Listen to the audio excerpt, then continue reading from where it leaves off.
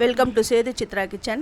என்ன தான் நம்ம வீட்டில் பார்த்து பார்த்து பண்ணாலும் அந்த வடை நல்லா பர்ஃபெக்டாக வரமாட்டேங்குது, எண்ணெயை குடிச்சிடுது, அதுவும் இல்லாமல் ரொம்ப ஹார்டாக இருக்குது அப்படிங்கிறவங்க இந்த வீடியோவை ஸ்கிப் பண்ணாமல் பாருங்கள்.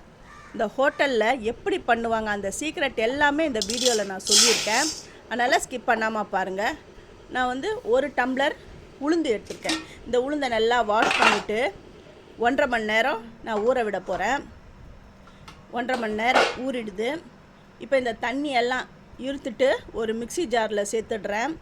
அதாவது தண்ணி வந்து நல்லா நிறையெல்லாம் விடக்கூடாது. அந்த அரைக்கிற பதம்னு இருக்குது, அதையும் இதில் நான் சொல்கிறேன். அந்த மாதிரி நீங்கள் வந்து ஸ்டெப் பை ஸ்டெப்பாக நீங்கள் நல்லா லிசன் பண்ணி நீங்கள் இதே மாதிரி செய்யுங்க. பிகினர்ஸ் வந்து ஃபஸ்ட்டு செய்கிறவங்க பிகினர்ஸ் எல்லாருமே பர்ஃபெக்டாக இதை செஞ்சிடலாம்.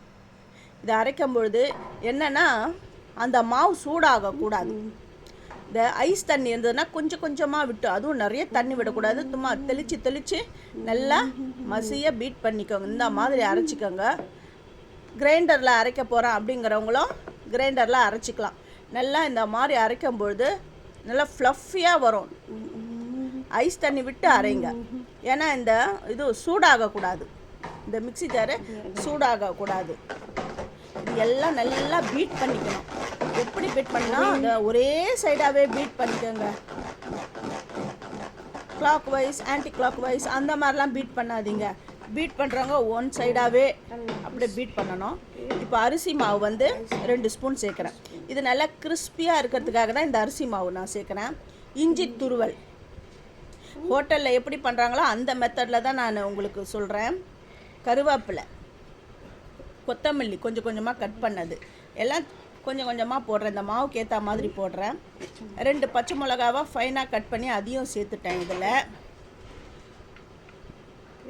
தேங்காய் துருவல். உங்களுக்கு வந்து இதெல்லாம் வேண்டாம் அப்படிங்கிறவங்க ஸ்கிப் பண்ணிக்கோங்க, வேண்டான்றவங்க உங்கள் இஷ்டம், ஸ்கிப் பண்ணிக்கோங்க. ஆனால் இந்த மாதிரி அரைங்க. பெருங்காயம் போட்டிருக்கேன். ஜீரகம் வந்து 1/2 ஸ்பூன் நான் போட்டிருக்கேன். இது வந்து மிளகு தூள், மிளகை வந்து தூள் பண்ணி அதையும் இதில் சேர்த்துட்டேன். கடைசியில் உப்பு எல்லாமே சேர்த்து ஒன்றா கலந்து விட போகிறேன். கலந்து விட்டுட்டு இந்த பக்கம் அடுப்பில் வந்து நான் எண்ணெய் வச்சுருக்கேன். கலந்த உடனே இதை அரைச்சி எடுத்துட்டு எல்லாத்தையும் கலந்து உடனே டக்குன்னு சுட்டுடணும்.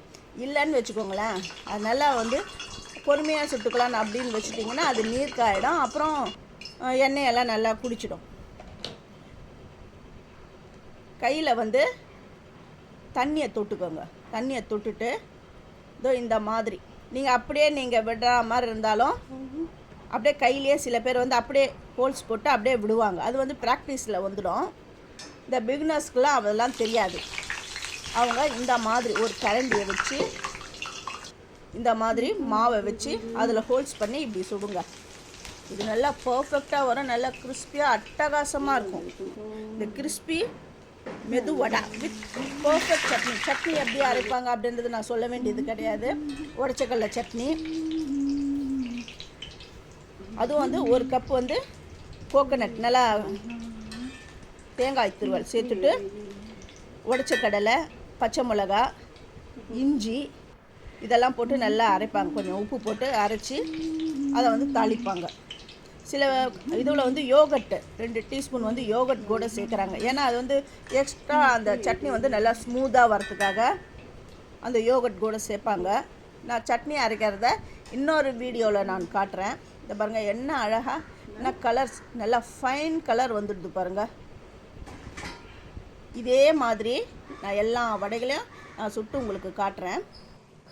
அதுக்கு முன்னாடி ஃபஸ்ட்டு என்னுடைய வீடியோவை சப்ஸ்கிரைப் பண்ணலைன்னா சப்ஸ்கிரைப் பண்ணுங்கள். ஆல் என்ற ஆப்ஷன் தொடுங்க. அப்போ தான் நான் போகிற ஒரு வீடியோவுடைய நோட்டிஃபிகேஷனும் உங்களுக்கு காட்டும், உங்களுக்கும் ஹெல்ப்ஃபுல்லாக இருக்கும். இந்த பாருங்கள் வெளியில் நல்லா கிறிஸ்பியாக, அதே சமயம் உள்ளே நல்லா சாஃப்டாக சூப்பரான மெதுவடை ரெடி ஆகிடுது. இது உங்களுக்கு பிடிச்சதா உங்கள் ஃப்ரெண்ட்ஸுக்கும் நீங்கள் ஷேர் பண்ணி விடுங்க.